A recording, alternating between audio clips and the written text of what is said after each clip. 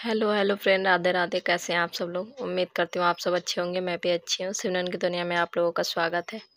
एक बूढ़े माँ बाप जिन्होंने कभी नहीं सोचा होगा कि उनकी ज़िंदगी में ऐसा दिन आएगा। आज उनका केस, बूढ़े माँ बाप गए कोलकाता हाई कोर्ट तक गए अपना केस लेके, क्योंकि उनकी सुनवाई नहीं हो रही थी। उनका साथ कोई भी नहीं दे रहा था। एक बच्चे होते हैं तो माँ बाप के कितने सपने होते हैं, और माँ बाप कभी नहीं सोचते हैं कि माँ बाप के रहते रहते उनके बच्चों को कुछ हो जाए। और बूढ़े बूढ़े माँ बाप को रात में उन्होंने अपनी बेटी से 11 बजे बात किया। फिर उसके बाद से उसने कहा कि माँ हम थोड़ी देर में फ़ोन करते हैं। फिर उसके बाद से उन्हें फ़ोन आता है कि आपकी बेटी की तबीयत ख़राब है। फिर माँ बाप परेशान हो जाते हैं। फिर थोड़ी देर में फ़ोन आता है, कहा जाता है कि आपकी बेटी ख़त्म हो चुकी है, उसको कोई बीमारी थी ये वो, और आप लोग आ जाइए अस्पताल।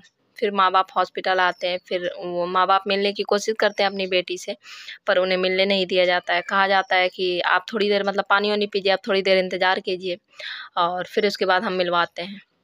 माँ बाप देखते रहते हैं, सबको देखते हैं, सब कोई आता है, फिर कोई कानों में कुछ कहता है, फिर कोई आता है, फिर जाता है, फिर कोई आता है, फिर कोई जाता है। ऐसे ही करते करते 3 घंटे बीत गए। माँ बाप को अपनी बेटी को देखने को नहीं मिला। माँ बाप रो रहे थे, पर उनका सुनने वाला वहाँ पे कोई नहीं था।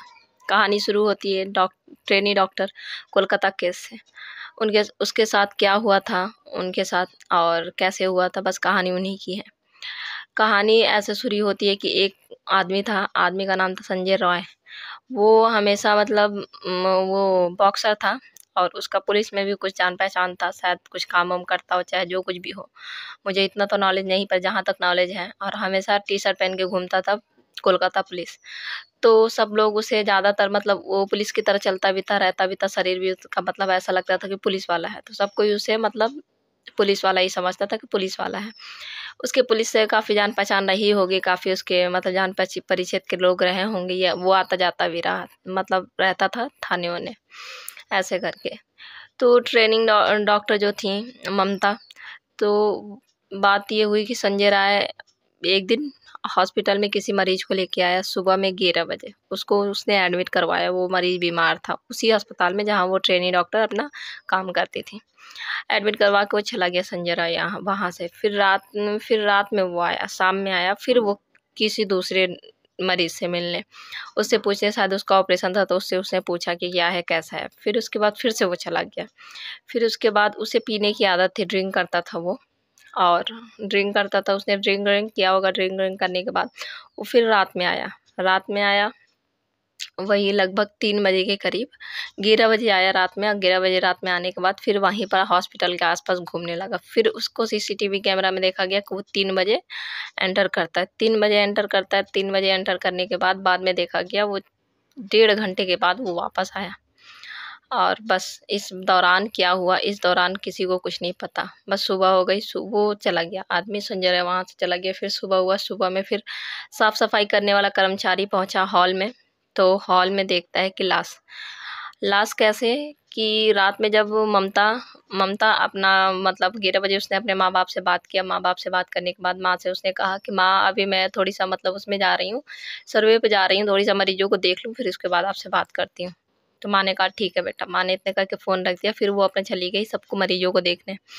देख ओख के फिर उसने अपने 2 जूनियर के साथ उसने बैठ के रात में 2 बजे खाना खाया। खाना खाने के बाद उसने अपने जूनियर से कहा कि मैं बहुत ज़्यादा आज थकावट सा लग रहा है, थोड़ी देर आराम कर लेती हूँ।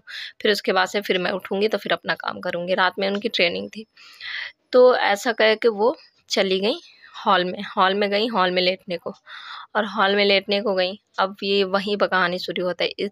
रात के फिर 3 बजे संजय राय एंट्री करता है उसी हॉल में एंट्री करता है। फिर उसके साथ दुष्कर्म करता है उसको। पहले वो बहुत ज़्यादा बहुत गंदी पिक्चरें देखा करता था, तो वैसे ही उसने, जैसे वो पिक्चरें देखता था वैसे ही उसने उसके साथ दुष्कर्म किया। दुष्कर्म करने के बाद वो उसने ममता ने अपना कोशिश किया अपने आप को बचाने के लिए, तो उसका सर पकड़ के इसने दीवार में मार दिया। तो इसने चश्मा पहन रखा था ममता ने, तो उसके चश्मे के टुकड़े इसके आँखों में कुछ गए, और कुछ काँच के टुकड़े इसके मुँह में चले गए, जिसकी वजह से आँखों से और मुँह से खून निकलने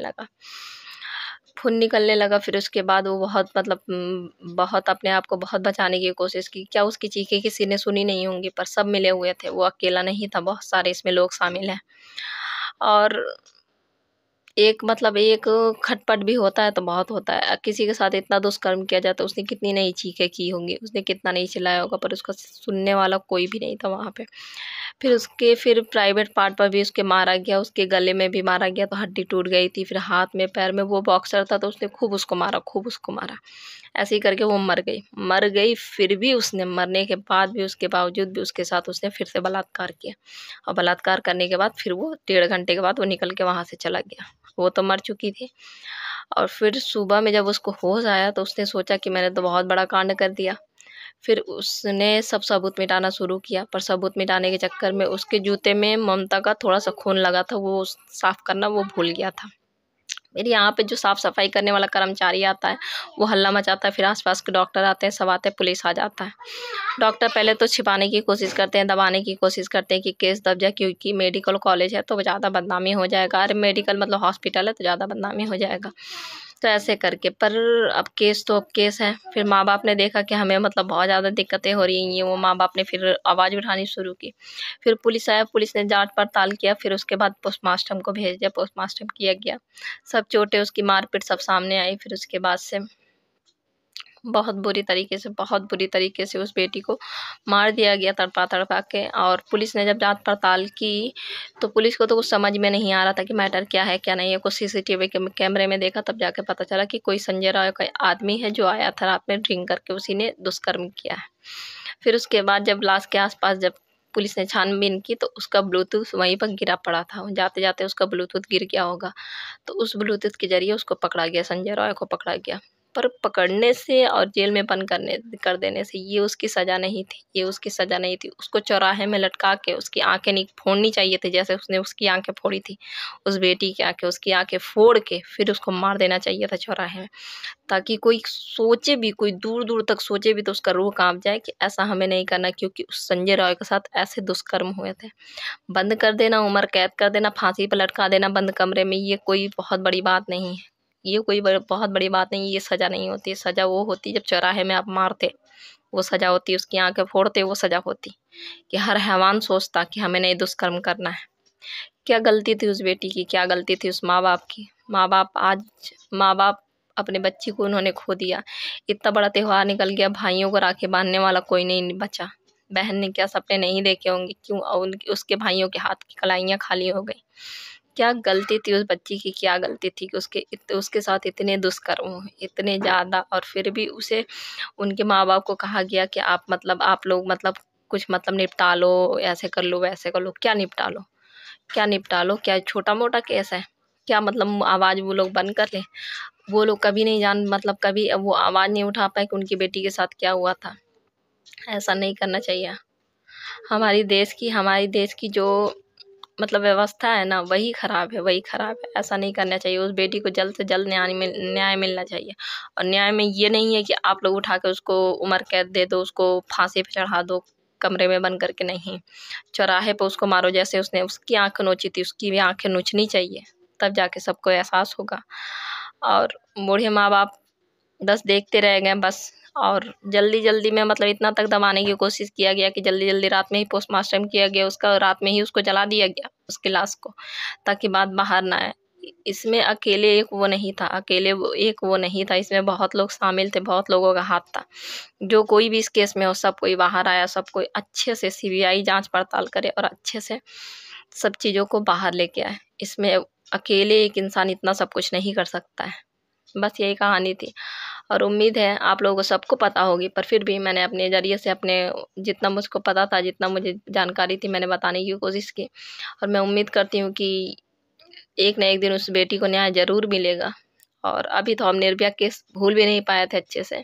किसको नहीं याद होगा निर्भया कांड, कि दूसरा निर्भया कांड फिर से हुआ। और कब तक ऐसे बेटियों के साथ होता रहेगा, कब तक बेटियों के साथ इतना जुल्म होगा? क्या बेटियाँ कभी भी सेफ़ नहीं महसूस करेंगी? क्या बेटियों को कभी भी हर चीज़ करने का अधिकार नहीं मिलेगा? ऐसा नहीं होना चाहिए। हमारी सरकार को, हमारे प्रधानमंत्री को इस पर बहुत ज़्यादा कार्रवाई करनी चाहिए। बस इसी के साथ मिलेंगे दूसरी कहानी वीडियो में, तब तक के लिए बाय। सबको राधे-राधे, टेक केयर।